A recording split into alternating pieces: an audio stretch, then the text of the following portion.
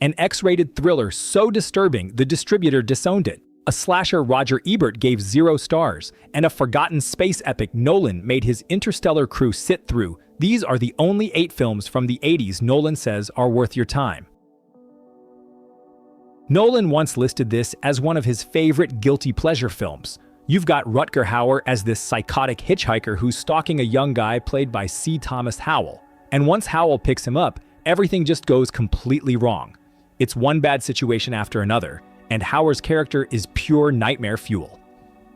Funny thing, Nolan himself admits the plot makes basically 0 sense, called it mind-bendingly arbitrary, which, coming from a guy like Nolan, is actually kind of a compliment. But he was dead on about Rutger Hauer, called him criminally underappreciated, and said this was his best psycho role since Blade Runner. And remember, Nolan ended up working with Hauer later on in Batman Begins. But Nolan wasn't the only big name who loved this movie. Stephen King was all over it too. He pointed out the crazy stunts, but what really grabbed him was Hauer's performance as the killer, John Ryder.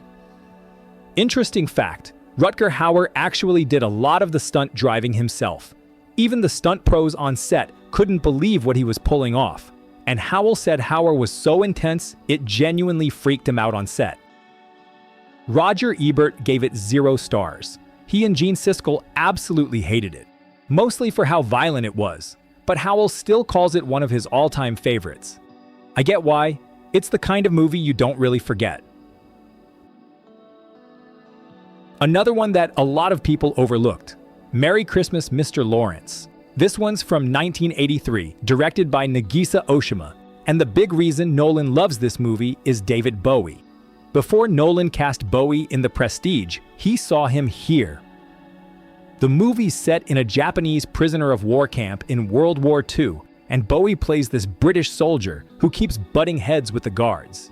You've got Tom Conti in there too, as an interpreter trying to keep things from boiling over, and it feels super authentic because it's based on real experiences, real memoirs from that time.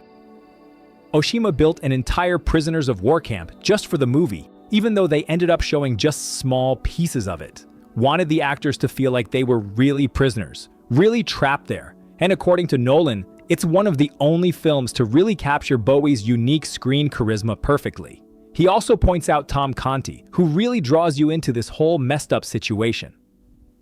A lot of people compared it to Bridge on the River Kwai because you've got a similar setup. British prisoners in Japanese camps, stuck between 2 cultures. If you've never seen it, it's definitely one of those hidden gems from the 80s you might have missed. Next one's a big one, The Right Stuff. Christopher Nolan called this one of the great American movies and a direct inspiration when he made Interstellar. Actually, before filming Interstellar, he screened a print of The Right Stuff for the crew. Said not enough people had seen it on the big screen. This movie is basically about America's early space race, based on Tom Wolfe's famous book. It follows test pilots and astronauts chasing glory and breaking sound barriers. Sounds epic, right? It is. Roger Ebert put it right up there with stuff like The Godfather and Apocalypse Now. But when it first came out, people didn't get it. Totally bombed. Didn't even earn back its budget. And Tom Wolfe himself didn't like it because it wasn't exactly like his book, but it got 4 Oscars, tons of praise, and Ebert called it one of the greatest films ever. Today, it's still underrated. People remember The Godfather, but not as many talk about The Right Stuff. But Nolan does. Called it an almost perfectly made film. Definitely worth going back to. Nolan mentioned this as one of the key inspirations for his movie Dunkirk. And not just because it's British. He loves the visuals, the storytelling style, even the super weird music that shouldn't work but totally does. It's basically the true story of 2 British runners going for gold at the 1924 Olympics. Eric Liddell, who runs for his faith, and Harold Abrahams, who runs to beat prejudice. Simple setup, but the way director Hugh Hudson tells it, it's pretty special. It got 7 Oscar nominations, won 4, including Best Picture. And Nolan points out how it's actually way more radical and unusual than people think. The popularity kind of hid how unique it was, and Nolan himself described it as a masterpiece of British understatement. Next up is a much darker, stranger movie, Bad Timing. Directed by Nick Roeg, Stars Art Garfunkel alongside Teresa Russell and Harvey Keitel. The story's set in Vienna, and it's all about this toxic, twisted relationship between an American psychoanalyst and a woman he's involved with. And Keitel plays a detective digging into the whole messy situation. When this movie came out, people absolutely lost it. It was so controversial, even the distributor hated it. Literally called it a sick film made by sick people for sick people. Got slapped with an X rating in the US, which they tried and failed to appeal. Nolan loves Nick Roeg's style, the way he plays with structure and non-linear storytelling. But Nolan also points out how visually impressive Roeg's films are, especially in a good release where you can actually see the photography properly. It basically vanished from home video in the US until Criterion brought it back in 2005. Before that, it was only catching people's attention because it randomly showed up on late-night TV through the 80s. Obviously, it's a classic now, but back in 1982, not so much. Nolan's a huge Ridley Scott fan, and Blade Runner was a big influence. He openly talked about how it shaped the visual style for both Interstellar and especially Batman Begins. When Nolan was prepping Batman Begins, he kept going back to how Scott made everything in Blade Runner feel totally real. Because Scott did all of that with real sets. No CGI, no shortcuts, everything practical. Funny thing, Blade Runner only made around $42 million against a $30 million budget.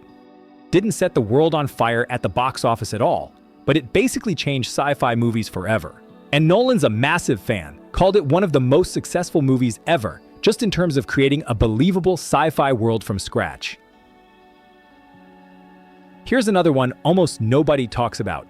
The Hit from 1984, directed by Stephen Frears. You've got Terrence Stamp, Tim Roth, John Hurt, serious acting talent here. The plot's simple. Couple of hitmen transporting a criminal to Paris to basically take him out, and everything goes sideways. This was Terrence Stamp's first starring role in forever. Actually got him cast later in Wall Street. Tim Roth won a Most Promising Newcomer award.